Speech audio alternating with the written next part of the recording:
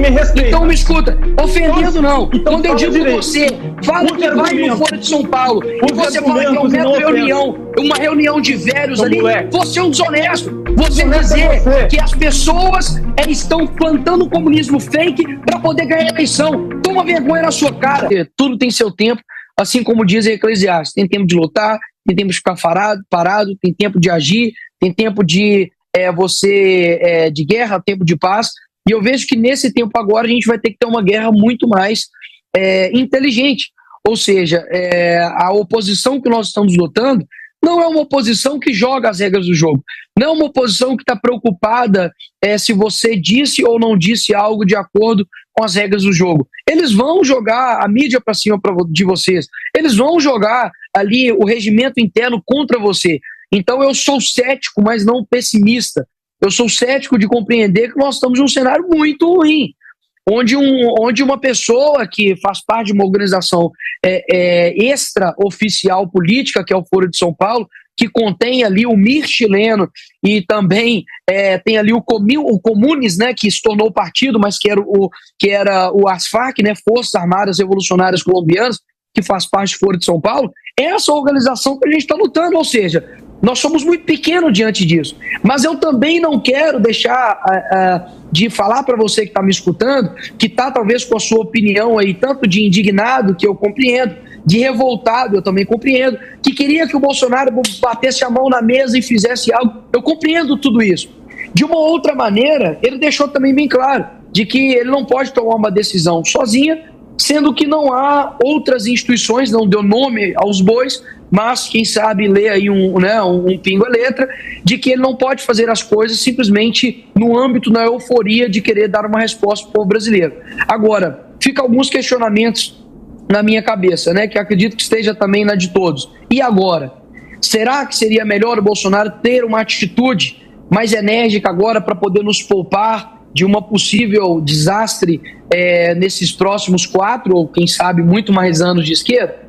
Só que, ao mesmo tempo, eu vejo que o nosso poder ele não é concentrado somente no âmbito político. Não tem como a gente terceirizar todas as nossas dificuldades, mazelas, sofrimentos, tudo para uma pessoa.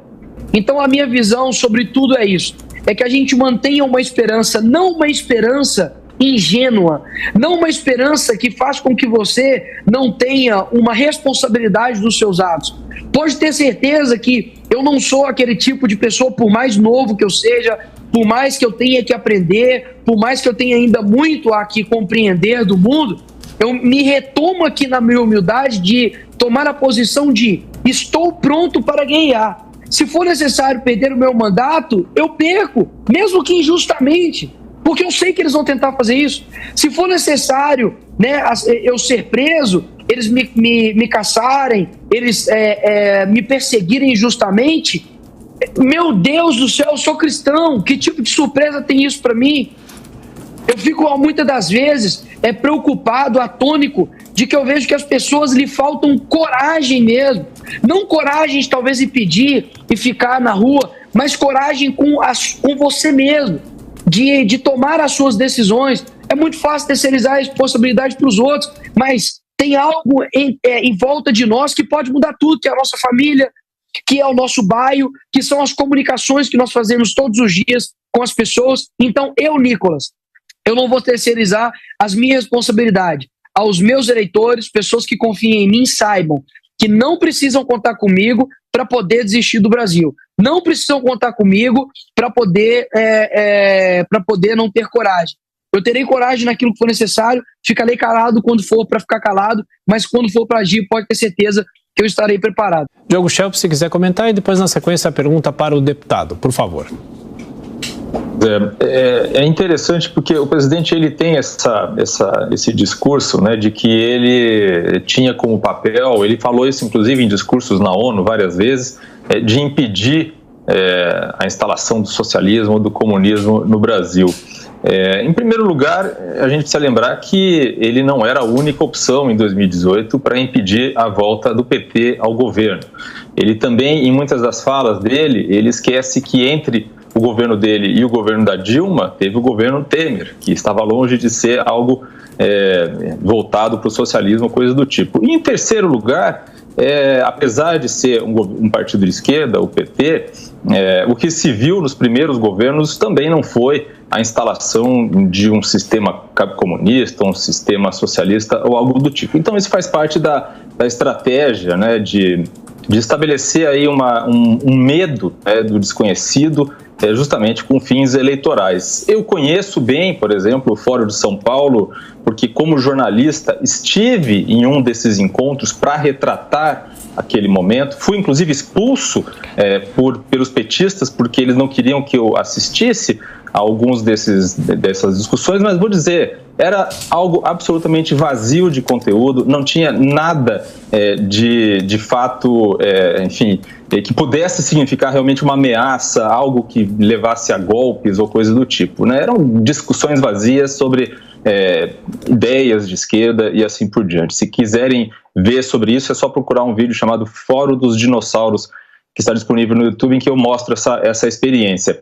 Queria saber, na sua opinião, se há ainda muito que aprender por parte daqueles que pretendem fazer oposição ao governo Lula para que, de fato, consigam fazer isso de maneira efetiva. O senhor só pode estar de sacanagem com a audiência e com a minha cara para poder falar que o Foro de São Paulo é como se fosse uma reunião de senhores que não conseguem modificar a política interna de país. Sendo que há 16 anos, basicamente 98% dos países da América Latina são comandados por figuras que foram feitas, construídas, preparadas pelo Foro de São Paulo. Então, por favor, tenha no mínimo honestidade comigo, que eu sou entrevistado, e com essa audiência aqui. Agora, segundo, colocar como se a gente estivesse vivendo um comunismo imaginário também é muita desonestidade. Eu não posso falar sobre a justiça eleitoral. Se eu acho isso democrático, eu não posso falar contra o Estado democrático de direito, caso contrário eu tomo uma multa no meu contra-cheque. Eu não recebo o meu salário. Existem pessoas que estão sendo tolhidas de falarem contra o processo eleitoral, questionarem o processo eleitoral. Agora, o senhor realmente acredita, quando eu falo em comunismo, é pegar em foice e martelo? Que tipo de mentalidade infantil? E querendo ainda colocar como se eu acreditasse nessa sua fala de que nós estamos pintando um comunismo para poder ganhar a eleição. É muito claro o que está acontecendo aqui no Brasil. Primeiro que o comunismo que é colocado aqui não é o comunismo marxista de luta de classe somente, não. Se o senhor estudasse um pouco a respeito do ganho cultural que Gramsci, Escola de Frankfurt fizeram e conseguiram colocar aqui no Brasil de uma maneira incrível, você vai ver que a direita não tem nada, a não ser um presidente da República que vai sair amanhã. O que a direita tem, meu amigo? Nós temos não fala besteira, Nicolas. Nós temos a condição, só um minutinho que eu estou terminando de falar. Nós temos a produção cultural nas universidades. Nós temos os professores das universidades. Agora, você colocar como se o presidente Bolsonaro estivesse falando de que... Eu posso falar ou não? Eu posso terminar de falar? Eu posso terminar de falar? Lula. Eu posso terminar de falar? Eu te ouvi. Qual é o seu critério de... Eu te ouvi. Deixa eu terminar de falar. Deixa eu terminar de falar. Você acha que comunismo então, tá bom, vai lá. Ditadura necessariamente? Quer dizer, toda ditadura é comunista? O fato de você... Mas todo comunista é ditador. Eu concordo que você tenha sido censurado. Todo comunista é ditador. Todo. Ah, sim. Agora, todo ditador é comunista? Mas quem está discutindo isso? Não, você está falando, você está confundindo as coisas. Você está falando que o fato de você ter sido censurado ou ter sido impedido de falar coisas é uma prova de que existe um comunismo sendo instalado no Brasil. Deixa de ser... Isso sim é... Não. Peraí. As nossas universidades... elas são formadas e formam... Peraí, mas eu estou falando... sendo instalado é o fato de que você... Eu posso provar se você me ouvir, então. Eu posso provar se você me ouvir, eu posso provar? Porque, pelo visto, só de você ter... Então, só um minutinho, eu posso responder ou você vai ficar falando? Não. Isso encerra aqui. Só deixa claro isso. Vamos falar um de cada vez, só para a gente também não, mas é importante, não atrapalhar o entendimento da audiência, por favor. Mas fui interrompido, então me escuta. E você saiu me atacando e ofendendo. Você me respeita. Então me escuta. Ofendendo não. Então, quando eu digo que você fala que vai no Foro de São Paulo e você fala que é uma reunião de velhos ali, você é um desonesto. Você dizer que as pessoas estão plantando um comunismo fake para poder ganhar a eleição. Toma vergonha na sua cara. Porque o que está acontecendo no Brasil é exatamente isso. Universidades estão formando militantes, pessoas estão sendo colocadas como criminosos por defender um governo. Eu estou sendo cerceado, assim como vários jornalistas. Pessoas vão ter liberdade aqui no Brasil. O Folha de São Paulo coloca todos os presidentes aqui na América Latina. Para você vir aqui na audiência na minha cara, falar que Folha de São Paulo é uma mera reunião, que você foi lá e tem um videozinho no YouTube. É isso mesmo, toma vergonha na sua cara.